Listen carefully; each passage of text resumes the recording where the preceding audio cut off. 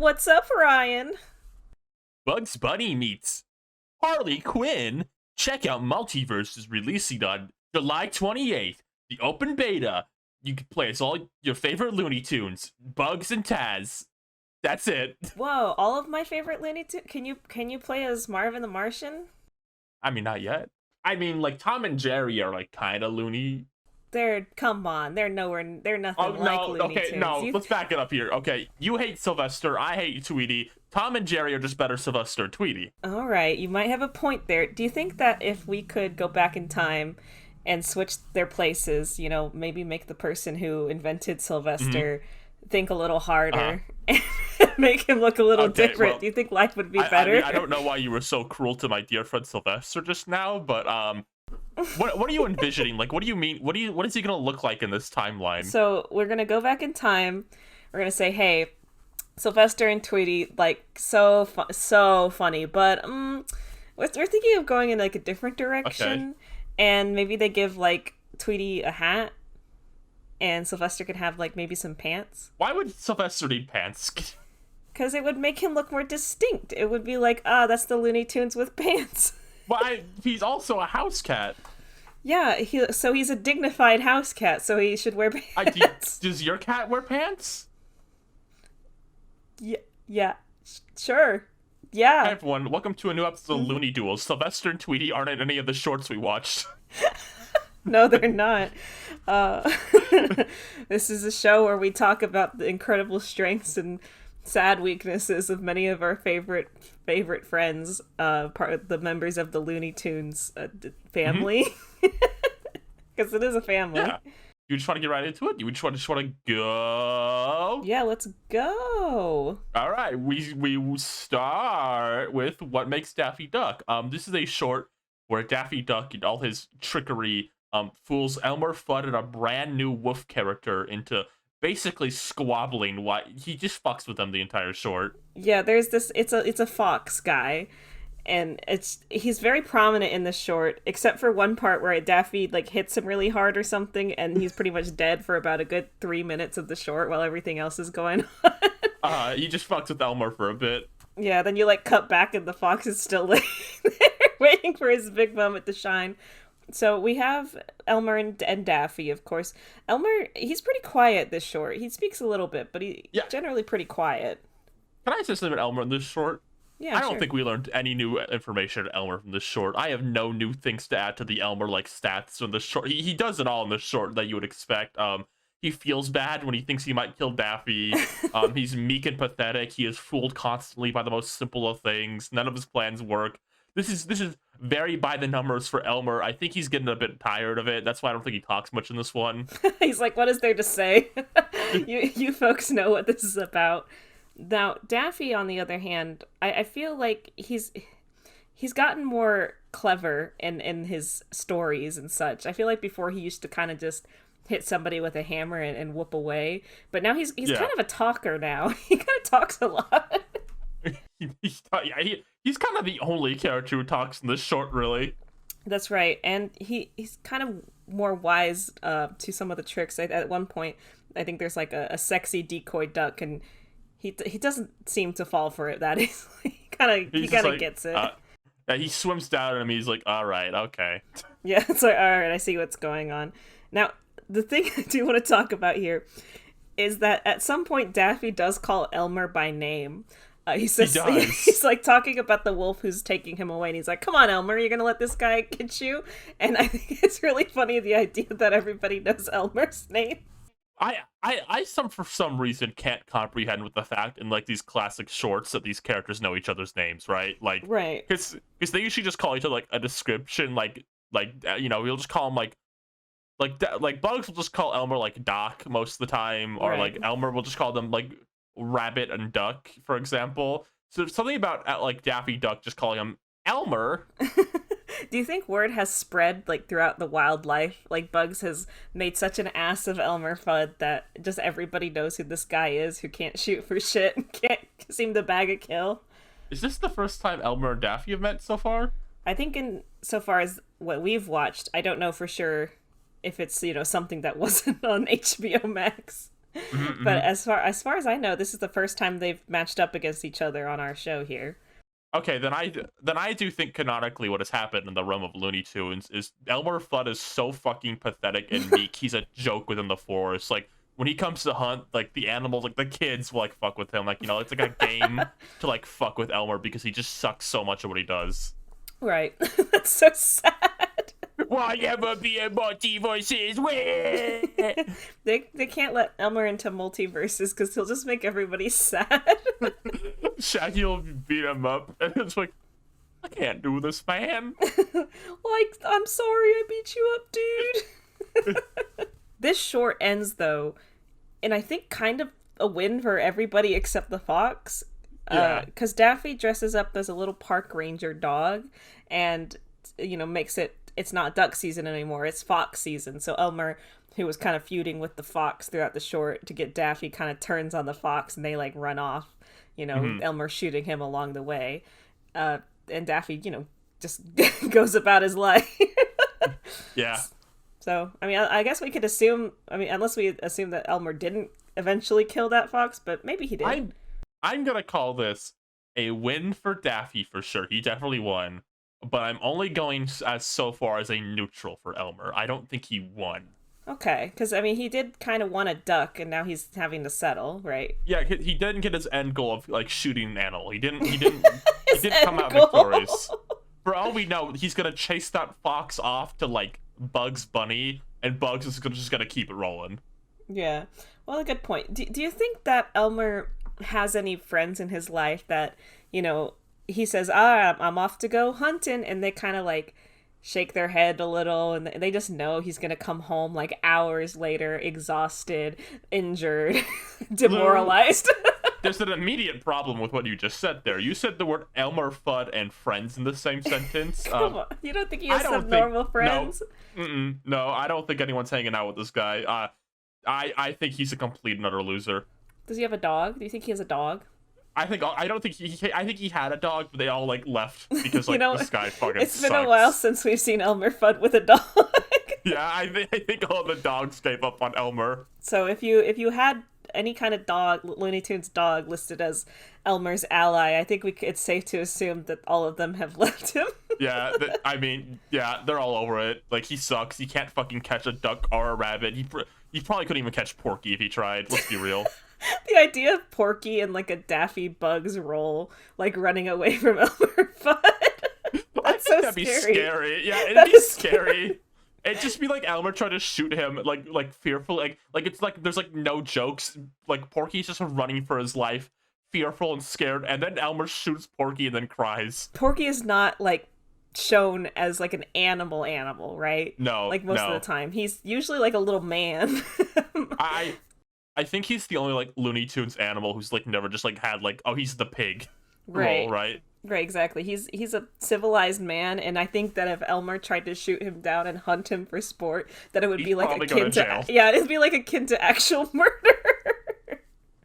So write that down. Porky Pig has the law behind him towards getting shot. Yeah, Porky Pig has rights.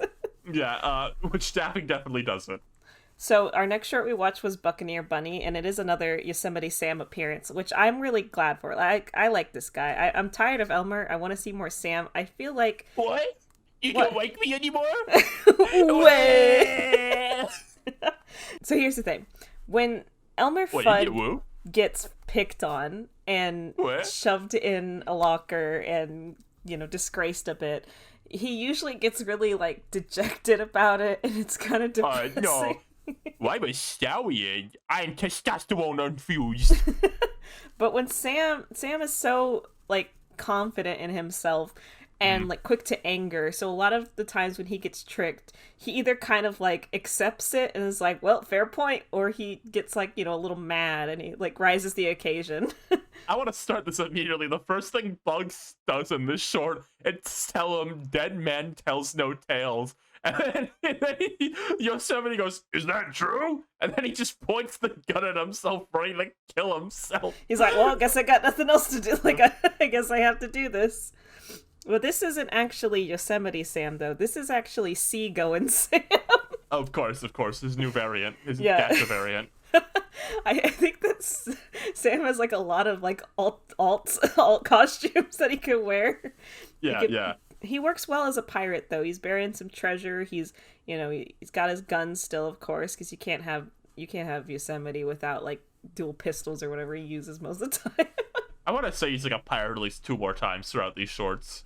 Yeah, that makes sense. I think cowboy or like outlaw, cowboy versus pirate. They're pretty much the same thing. So Yeah. it works for him. He's a really good swimmer though, Mr. Sam. He's good at what he does. I do want to write in my notes. I think this is important for Yosemite Sam's stats, because this is the second time it's happened. Bugs is so easy at tricking like Yosemite into just killing himself, right? Like right. in a previous short, he's just like, "Okay, Doc, you're dead," and then he just went with it and he tried to like make himself be dead. And at the start of the short, he just tells him to shoot himself, and he's like, "Oh, okay." Sam is ready. He's prepared. He can do it. It's a lot to say about Bugs's like kind of, I don't know, pull on it. His influence on Sam. Mm-hmm. I think that Sam respects Bugs Bunny in a way. Okay. Sees him as like a worthy opponent. Like with Elmer, I think Elmer at first put himself on a high pedestal, right? He's like, I'm the top dog, I'm the hunter, and then he just keeps getting beating the shit out of him by Bugs Bunny to the point where now he's like desperate. He's so desperate, and he knows that like he can never get Bugs, but he's gonna still try, and he's just kind of like clawing his way up, trying to get up that hill there. With Sam, he knows Bugs is like a worthy opponent, but he also thinks he's on par with Bugs Bunny. He thinks that they're playing like chess together, right? That they're going back and forth. Even if he does lose horribly most of the time, I don't think Sam ever loses that confidence or like, has a cry to himself because he doesn't get Bugs Bunny. He just is like, well, I'll get him next time. You just wait. Can you imagine for a second in your mind, like, Yosemite Sam doing an Elmer Fudd sitting and crying moment? I really can't. And if he does do what No, what I can't imagine is if Bugs is trying to trick him into thinking he's, been shot or dead, Sam would immediately, like, start whooping and hollering and shooting his guns in the air, and he'd be like, I did it! Like, that's what I imagine would happen. I don't know. I like the scenario in my mind where he walks up to the corpse of Bugs Bunny, picks it up and goes, I killed the rabbit! And then Bugs will give a big smooch and then run away. We do have a new ally to add to Yosemite Sam's list here. I think this is his first one aside from his mitosist twin brother. Yeah. He has a parrot, a little Polly Cracker parrot. Yeah. He's like his eyes in the sky. Who Bugs blows up. Yeah, Bugs does kill so I guess cross him out. I wrote in my notes here, this is the least Bugs felt like he's like tried it all. Like, this is a walk in the park for him, short, I think. I did write in my notes GG easy on Bugs' side, yeah. So I think that he really did just kind of waltz in and get it done. Bugs destroys Sam in this short. It's not even close. Oh, there's a moment where Sam like picks up an anvil like so easily and effortlessly. I don't think we factored in that Sam's actually kind of strong. I think the thing about Yosemite Sam is he has power and might.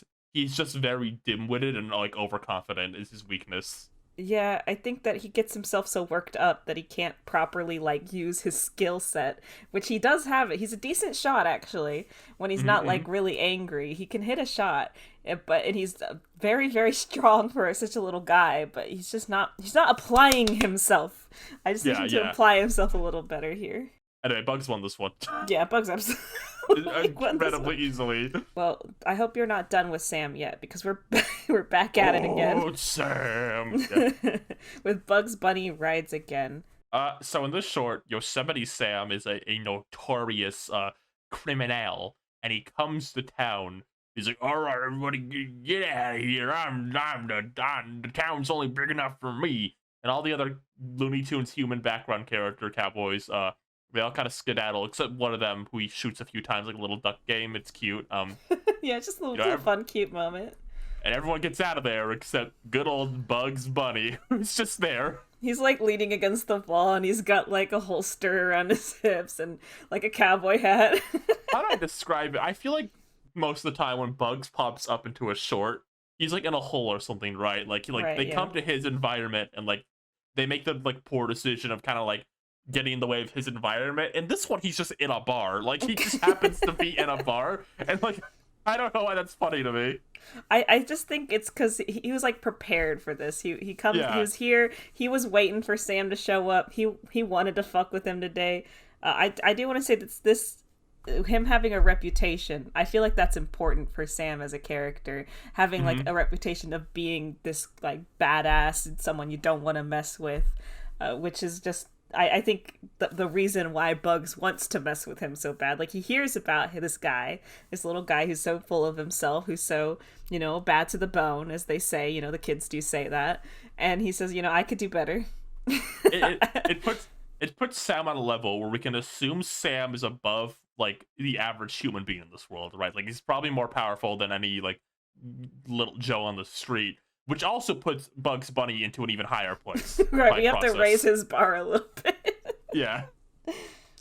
One of Bugs Bunny's new abilities we learned this short is he's a master of construction. Bugs Bunny can build an entire city in a moment's notice just for silly. Yes, and also a little bit of a wall, like a little brick wall he builds. Yeah. I guess this is why he's got that new show where he's like a construction worker. Yeah, Bugs Bunny Little Baby Builders. Isn't that out already now? That's got like a few episodes. Lou, I don't watch shows for 4-year-olds. I don't know. Okay. What you don't think that Looney Tunes Construction Baby Time is a sophisticated adult show? It's got Tweety Bird in it. Tweety Bird's in it? What's Tweety Bird gonna do? Tweety Bird can't even pick up a damn hammer. Yeah, what is that stupid, useless, wretched little bird gonna do on the construction site, huh? What is Daffy doing there for that matter?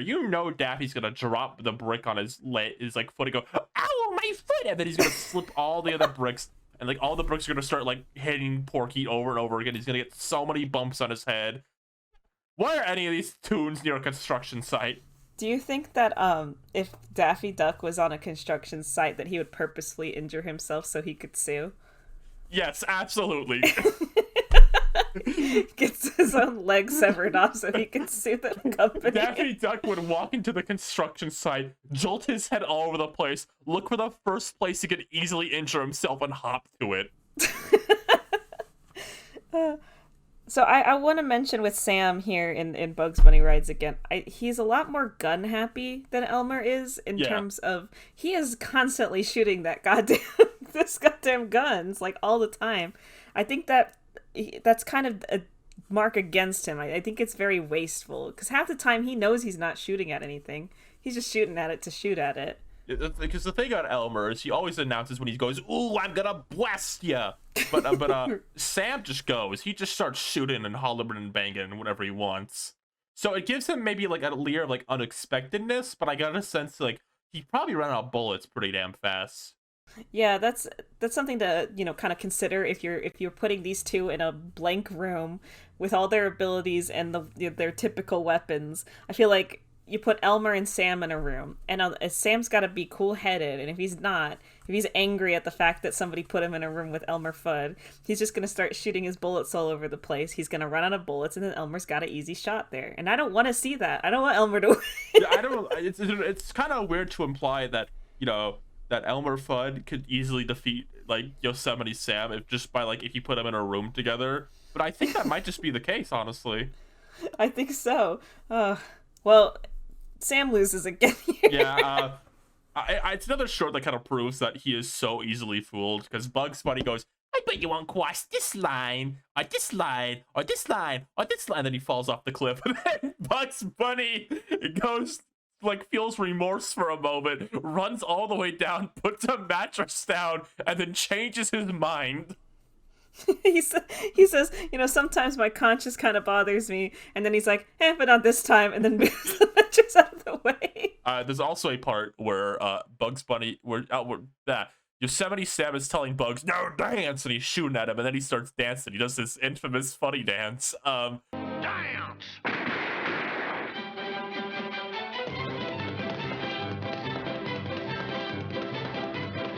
It's so good. It's so good. And then Bugs just says back to him, "Now you dance!" And Sam falls for it. Again, Sam is easily buffooned and fooled. Take it, Sam!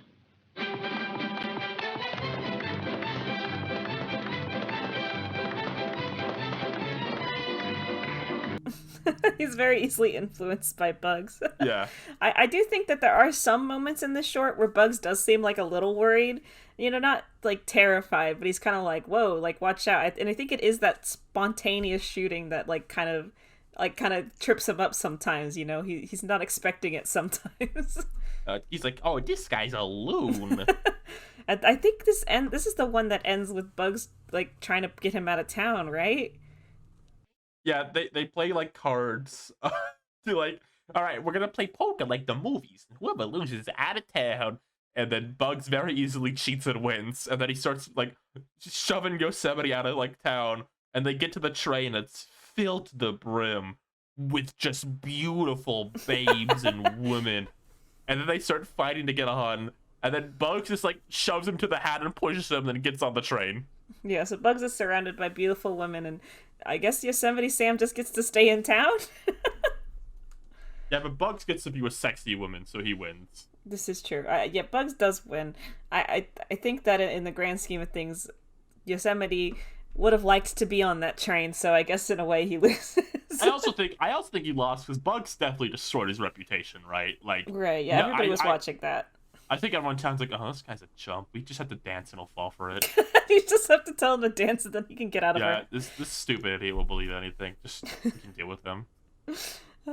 But I do think that we do have to just mark again that Bugs Bunny can be persuaded very, very easily by his lust. Like, there's been multiple times now where, like, that one where he was basically in a haunted house, he was persuaded by, like, a sexy robot bunny, and then he almost let himself be eaten by a beautiful woman because he was so lustful. And now here he is, forfeiting his rightful win at the card game and staying in town just so that he could be on this train with all these beautiful women. It's gonna come bite him in the butt one of these days. Yeah, one of these days, his lust is gonna come to him. My Bugs Bunny lust. That's a special move. My Bugs Bunny lust meter is full, Doc. Press the B button to unleash it. So our last short, Haredevil Hare, is I think pretty important in a lot of ways. Yeah, we learned Bugs Bunny has a wife and has had so much sex. That's what's important about it.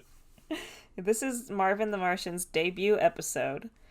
Bugs Bunny has been volunteered to go into space, and he's kind of upset about it. Yeah, very upset about it.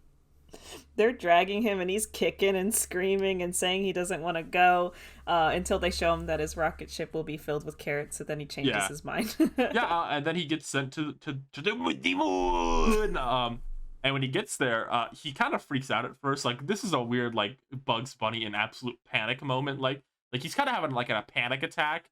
And then he's like, then he starts enjoying the moon a bit. Like, he's having a good time. And then he walks up to a little alien, a little creature. Guy. A little fella. And who else is it but our dear friend Marvin the Martian in his very first appearance? This Marvin, he doesn't have quite the right voice yet. It's getting there. It's forming.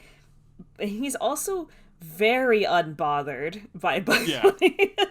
Yeah, he this is a very interesting version of Marvin because later Marvin's definitely like to bite back a lot more. Like this Marvin is very passive. Like, he just kind of sends his dog to do his dirty work, and he doesn't seem that annoyed by Bugs. He's very passive, which isn't gonna last. We're kind of seeing like the initial version of Marvin before he like gets very like, oh, I'll blast you with my ray gun. When he kind of gets that little, I think what a lot of Looney Tunes like villains, quote unquote, have, which is like kind of that Napoleon complex. Yeah, right now he's been sent there, it seems like, to do a job, right? He's there to blow up the Earth. He's got his little rocket set up. He's going to put up their uranium into the rocket so that he can send it to Earth. And Bugs Bunny comes along. Marvin is not surprised or bothered to see him there. He's just kind of answers his questions and goes about his business. And it's only when Bugs steals the little power source thingy that he's like, oh, okay, well, I'll just get my dog to do it. And he sends K9 to go get it. Yeah, and it was a new Looney Tunes dog. Marvin's I think dog. Yeah, this is gonna. Do you think this guy's gonna appear enough to be his own character, or are we just gonna have to put him under the Looney Tunes dog I'm brand. like pretty sure he appears in like almost all the shorts Marvin is in. I think he's in a lot of them. I'm pretty sure.